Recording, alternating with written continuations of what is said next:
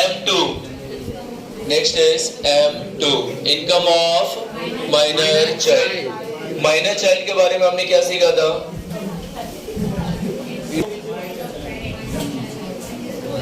Minor child. अच्छा, यहाँ पे इनके एक्टिव इनकम की बात हो रही कि पैसिव इनकम की? पैसिव इनकम की, एक्टिव इनकम की नहीं। अगर ये खुद से कुछ कमाते हैं तो यहाँ पे टैक्सेबल ही नहीं होगा, इस पे खुद टैक्स पेमेंट करेंगे। पैसिव इनकम जैसे कि अगर इनके नाम पे घर है, एक्चुअली कैसा होता है, पेरेंट्स ही खरीदे रहते हैं, या इनके नाम पे कोई बड़ा डिपॉजिट है वो पेरेंट्स ही किए रहते हैं, ये सुनो, तो इनको कहीं पे काम करने नहीं जाना पड़ता, इनको ऑलरेडी वो इनकम होता है because of their parents investment. ये सुनो ना, पेरेंट्स के इन्वेस्टमेंट पे उनको इनकम होता है, और ये इनकम क्या है? Passive income. क्या है? Passive income. ओके, तो हम लोग उस इनकम की बात कर रहे हैं। अगर ये पैसिव इनकम है, पैसिव इनकम, ठीक है, तो ये क्या होगा? पेरेंट्स के हेड के साथ, पेरेंट्स के हेड में क्या हो जाएगा? वो क्लब हो जाएगा। क्या हो जाएगा? क्लब। यानी पेरेंट्स के इनकम के साथ इस बच्चे का पैसिव इनकम ऐड कर देंगे, और पेरेंट्स को क्या मिलेगा? Parents will get exemption, will get exemption. Parents को क्या मिलेगा? Exemption under section 1032, under section 1032 कितना मिलता है एग्जेम्पशन? 1500 पर माइनर चाइल्ड। कितना? 1500 per annum per minor child, per minor child 1500 per annum per minor child exemption मिलता है अंडर सेक्शन 1032। यस और no? 2 U for income from income या फिर बोले dividend from units of India, UTI या फिर mutual fund, या फिर म्यूचुअल फंड। तो ये क्या होता है? एग्जेम्प्ट। क्या होता है? एग्जेम्प्ट। क्या होता है? Exempt under section 1035। याद रखो, अगर कंपनी से डिविडेंड मिला, इंडियन कंपनी से, तो एग्जेम्प्ट अंडर सेक्शन 1034।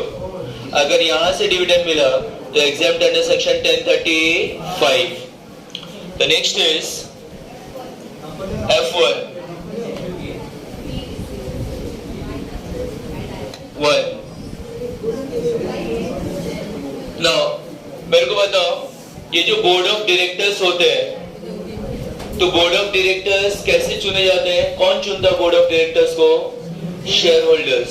कौन चुनता है? Share holders. ठीक है, ये एक्चुअली एस्टैब्लिश नॉर्म्स है, but normally board of directors 2-3 directors board में ऐसे होते हैं जिन्होंने कंपनी को फाउंड किया होता है, जिन्होंने कंपनी को फाउंड किया होता है। बाद में जब बोर्ड ऑफ डायरेक्टर्स का पूरा पैनल बनता है, उसमें से कुछ शेयर होल्डर्स आते हैं, कुल मिला जुला के सब सेटिंग ही रहता है। एनीवे, नाउ ये बोर्ड ऑफ डायरेक्टर्स काम किसके लिए करते हैं? कंपनी के लिए। काम किसके लिए करते हैं? कंपनी के लिए। और सैलरी कौन पेमेंट करेगा? कंपनी। तो अगर इनको सैलरी मिलेगा तो इनकम फ्रॉम सैलरी में जाएगा, बट ये बोर्ड मीटिंग्स भी अटेंड करते हैं। क्या अटेंड करते हैं? Board meetings. तो अगर इन्होंने बोर्ड मीटिंग्स अटेंड किया, क्या? Board meetings. अगर बोर्ड मीटिंग्स अटेंड कर रहे हैं तो इनको क्या मिलेगा? फीस। क्या मिलेगा? फीस। और ये फीस यहाँ पे क्या होगा? टैक्सेबल। सब एग्जाम नहीं है, टैक्सेबल। क्या होगा?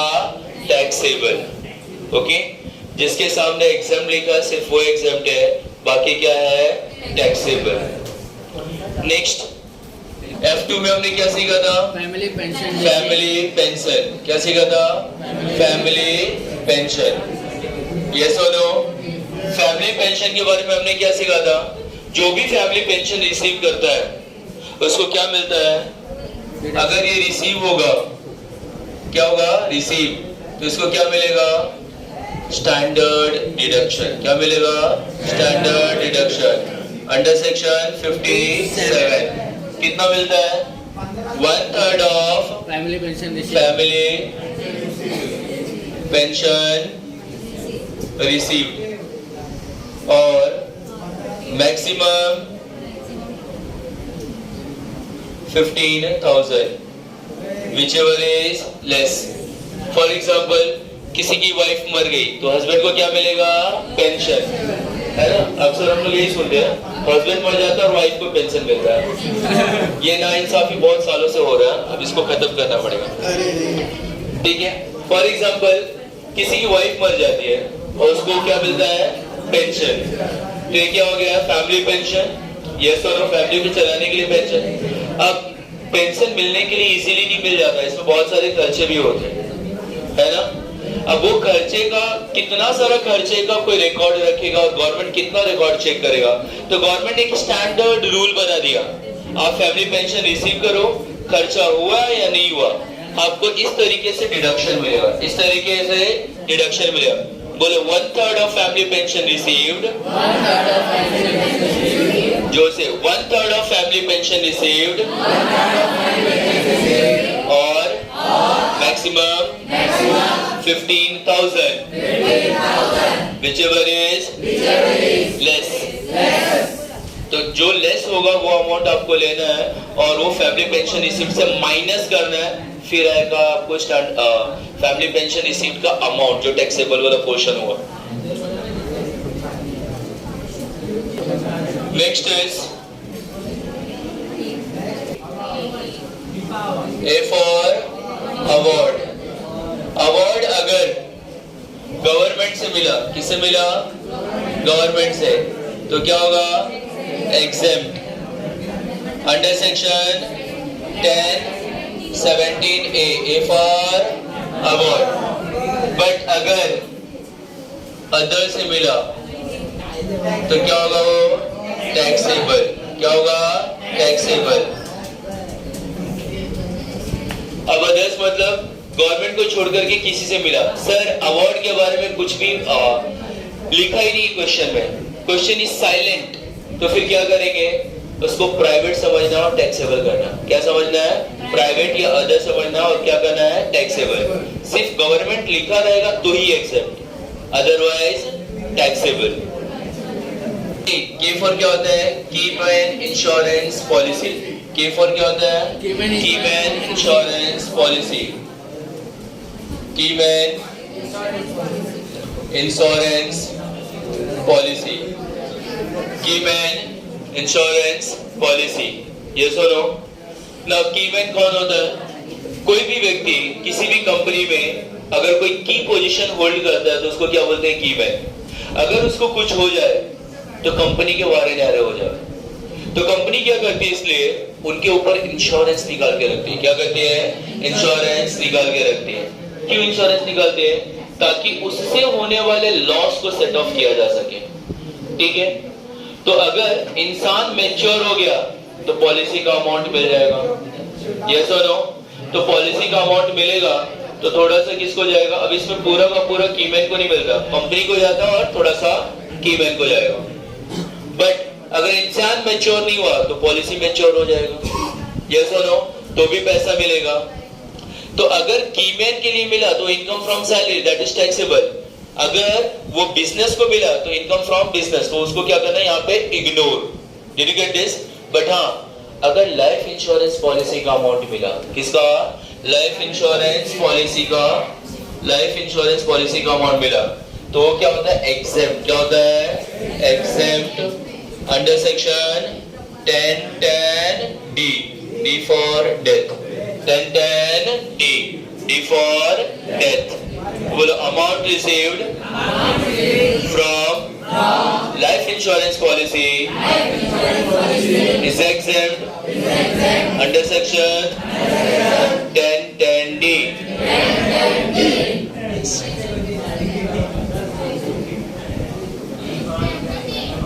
नेक्स्ट I for क्या होता है, interest income, interest income. I for interest income. अगर इंटरेस्ट इनकम आपको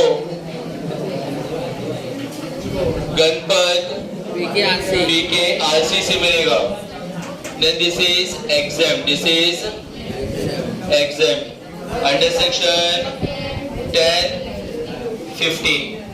अगर ये अदर से मिला, किससे मिला? अदर से, तो फिर क्या होगा? ये टैक्सेबल। क्या होगा? ये टैक्सेबल। 10(10)(b), ठीक है? तो क्या होगा? 10 के RC, Ganpat PKRC, okay?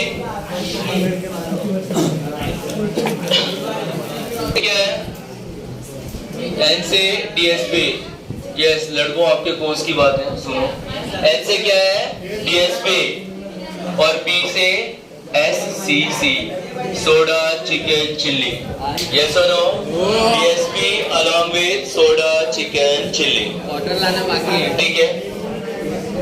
Ganpat PKRC का यस, खुशी, गणपत PKRC का एक एक बॉन्ड या एक एक इसमें जो सिक्योरिटीज है उसका नाम याद रखना, सिर्फ वही वाले एग्जेम्प्ट है। अगर नाम अच्छे से याद है तो आप पहचान सकते हो, नाम अच्छे से याद नहीं है तो फिर उसको नहीं पहचान सकते हो। तो नाम एक एक अच्छे से याद रखना। और पहला क्या है? जी। जी फॉर क्या होता है? गोल्ड डिपॉजिट बॉन्ड और स्कीम या फिर स्कीम। फिर क्या आता है? एन। एन से क्या है? नेशनल। क्या है? नेशनल। DSP तो national defence gold bonds bonds. फिर नेशनल एस, ऐसे क्या आएगा? Saving annuity certificate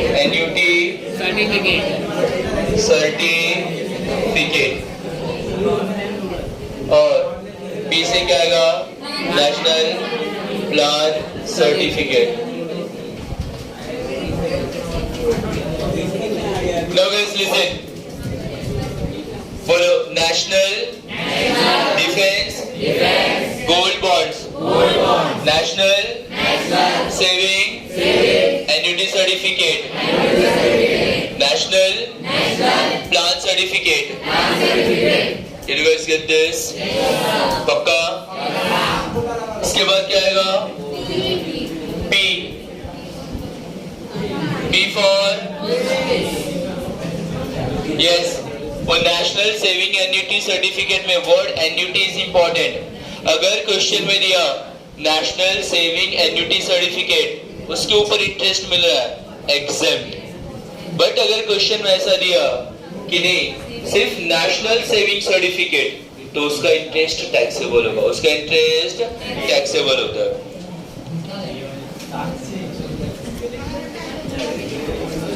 Now P for post office. इसमें क्या सीखा था? SCC, soda chicken chilli. Yes और नो? तो पोस्ट ऑफिस क्या होगा? Post office saving bank account. Post office cumulative time deposit account. Post office cash certificate. Yes और no? बोलो post office saving bank account, post office cumulative time deposit account. अगर यहाँ पे time ना हो, खाली हो post office deposit account, sorry time बोलो, क्यूमुलेटिव ना हो, ठीक है? खाली वो post office time deposit account, उसके ऊपर इंटरेस्ट मिला, टैक्सेबल। बट अगर वर्ड आएगा क्यूमुलेटिव तो वो क्या हो जाएगा? एक्सेप्ट। क्या हो जाएगा? एक्सेप्ट। ना ये सेविंग बैंक अकाउंट में कितना एक्सेप्ट होता है? 3,500 पर एनम पर अकाउंट, मैक्सिमम। ठीक है? ना हाँ, C4 क्या है बोले? Post office cash certificate. Okay, इसके बाद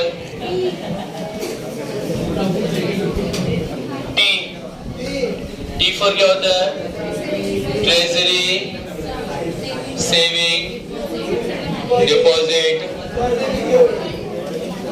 सर्टिफिकेट। फिर क्या? P for public provident fund. Public provident fund, इसको और क्या बोलते हैं? PPF। क्या बोलते हैं? गणपत P81 में जो भी सीखा वो सब 10-15 में एग्जाम होता है। किसमें? 10-15। ये अकेला PPF है जो 10-11 में एग्जाम होता है। किसमें? 10-11। के फॉर क्या होता है? कोंकण रेलवे